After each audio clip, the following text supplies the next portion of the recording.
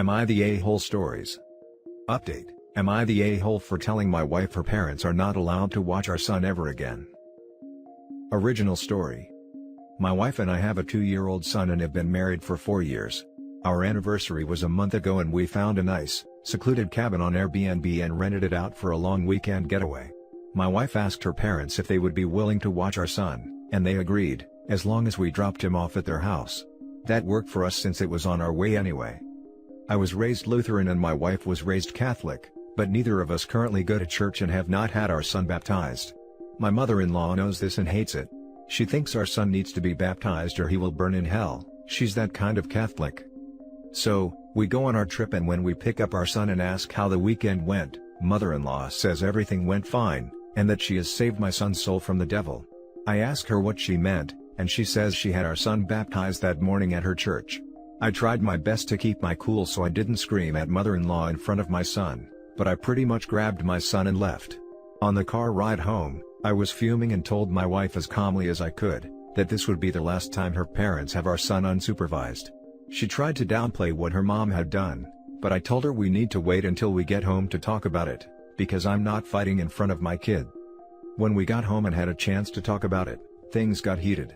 I told my wife I no longer trust her parents with our son, and that if they did something like this behind our backs, I can't trust them to respect our wishes as parents in the future. I said this was a huge breach of trust and I will forever look at her mom differently. She continued to try to defend her mom, saying that she was only doing what she thought was best for her grandson. She even downplayed it by saying that it's just a little water and a few words and we don't go to church anyway, so what does it matter? I told her that under no circumstances will I allow her parents to watch our son by themselves again. I said that we can still let them see their grandson, but only if we are present. I also said that if she doesn't see what the big deal is with this situation, that maybe we aren't on the same page as parents and maybe we need to see a counselor. She started crying and said that this isn't the kind of decision I get to make on my own, and I'm an a-hole for trying to tell her what kind of relationship her parents can have with our son. I told her that I no longer have any trust or respect for her parents, and that I don't know if there's anything they can do to repair that. I told her I don't care if that makes me an a-hole, but what her parents did was unforgivable in my eyes, and they put themselves in this position to lose privileges with our son. She's been trying to convince me to change my mind for the last month, but I'm not budging. To me, this is a hill I'm willing to die on. Now for the top comments. Not the a-hole. These types of baptisms violate church law, and if it actually was done by their priest you should contact the bishop and file a complaint. Is a secret baptism against the parents' wishes the right thing to do? No. In fact, the church prohibits a secret baptism without the knowledge or approval of the parents. I did not know this. Thank you for this, I will be doing that ASAP. I was going to say something along these lines as well. There were a number of hoops to jump through when my kids were baptized. One of which included going to a class and signing paperwork. It's possible your mother-in-law is lying or that it's not an official baptism. Not the a-hole. That was a huge breach of trust. Nothing religious should be done unilaterally, either by the parents or in this case, grandparents. I do agree that counseling would be a good avenue for you both to get on the same page. Also, apparently you're an a-hole for telling her that her parents can no longer see your son unsupervised, but they aren't a-holes for the unauthorized baptism? What? I'm guessing OP's wife has the opinion of oh, it doesn't mean anything since we aren't religious, and it makes my mom feel better, so what's the harm? Which is pretty fair. The act of the actual baptism is kinda whatever, since neither of them are religious. The issue is that the mother-in-law did this, knowing it was against the parents' wishes, behind their backs. I think the wife is missing that point. If the mother-in-law is fine ignoring their wishes on this, she clearly will have no issue doing it again in the future. Hence the consequences/boundaries, until she can prove she respects them as parents. Now for the update. First off, I want to thank everyone who sent me supportive messages and advice. I never expected my post to get so much attention. Since many of you requested an update, here we go. Turns out some of you were right, my wife was in on it. I confronted her a couple days after I posted and directly asked her if she knew that her parents planned this. She broke down and confessed everything to me. Mother-in-law had been pestering her about baptizing our son non-stop, and my wife finally caved. My wife has been working from home during the pandemic, while my job requires me to go into the office. My wife and mother-in-law started doing Zoom meetings with mother-in-law's priest to start the baptism process. They lied to the priest and told him that I was okay with baptizing our son, but didn't want to be involved. The priest allowed it and they started doing online baptism classes while I was at work.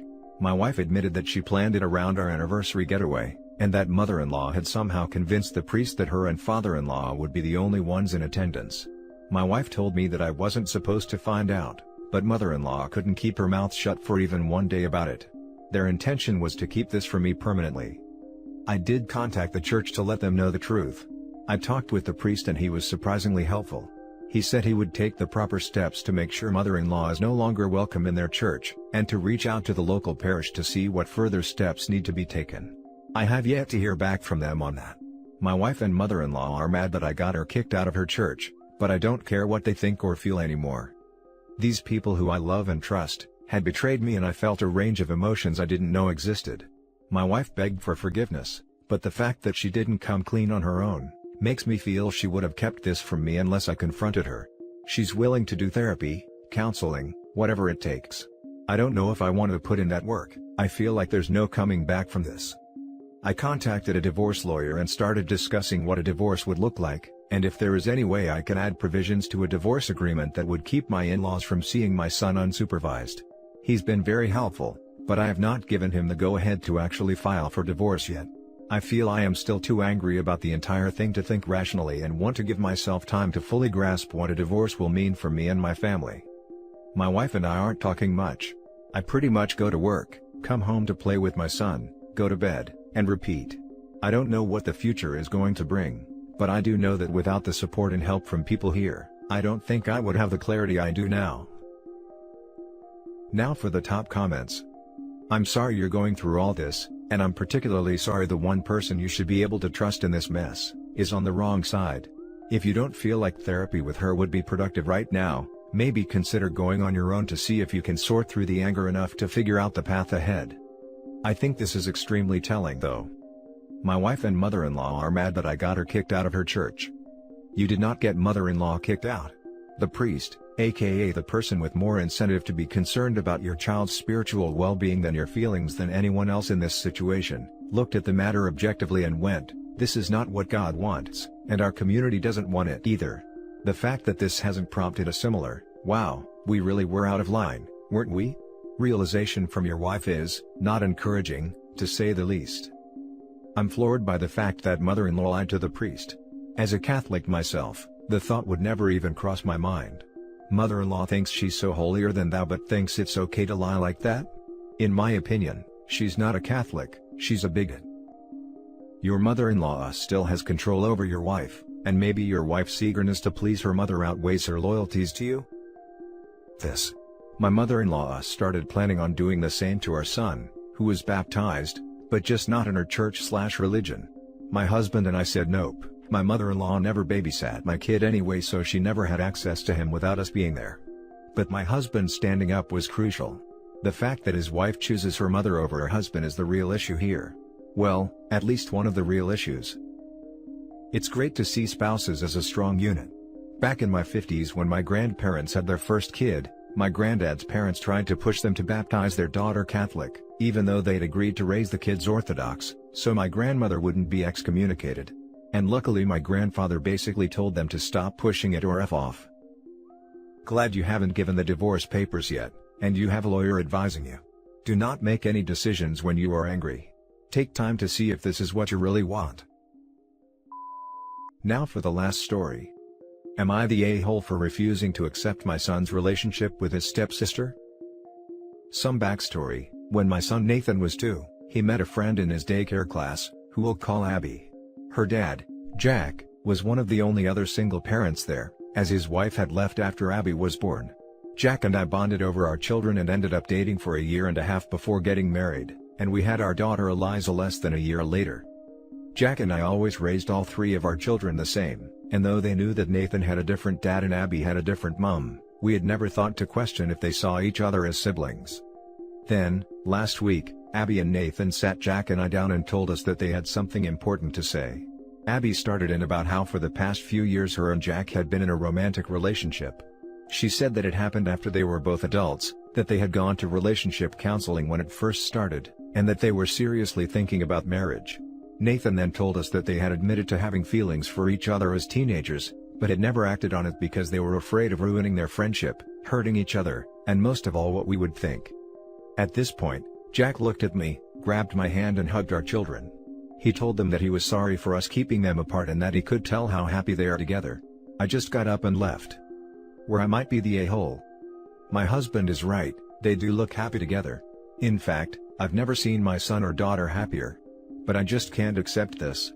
I haven't responded to any of their messages or calls, and pretended I wasn't home when they tried to visit during the day.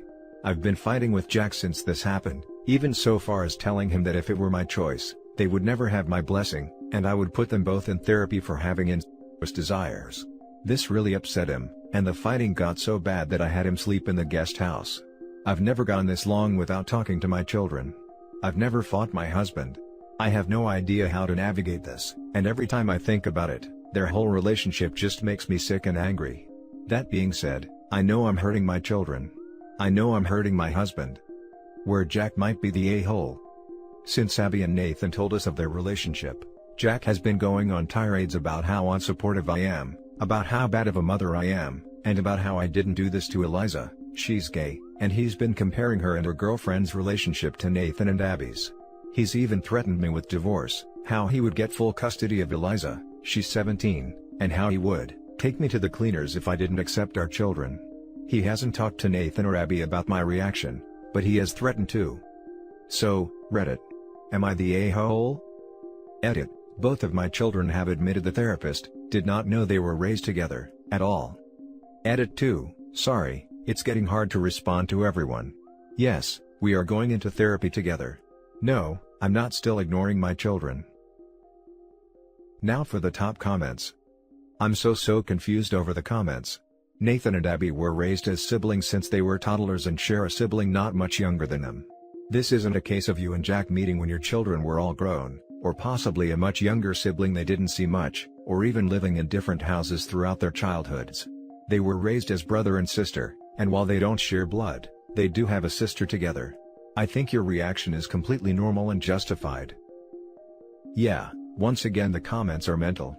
One mad effer is really asking, is this a hill you want to die on? They've been raised with each other as siblings since they were 2 years old. This isn't as if it was two older children being forced under the same roof, who perhaps might not view each other in the same way biologically related siblings would. They almost certainly won't remember a time when they weren't raised together as brother and sister. They are as much siblings as any other brother and sister. All these commenters looking at this through a biological lens are pretty creepy and disgusting, honestly. I don't give a damn if they're not biologically related, they're siblings and siblings should not be screwing each other. OP has every right to object to her 2 children entering into an intimate relationship. Edit, not the a-hole OP, obviously. Especially considering the update, in which they lied to the therapist. They're nuts. No a-holes here, this is beyond Reddit's pay grade and your family could probably do with seeing a mediator, counselor.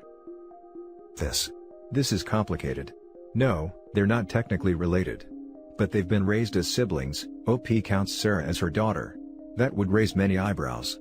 This would have a fallout for the entire family. As a family they will have to face the rest of the world.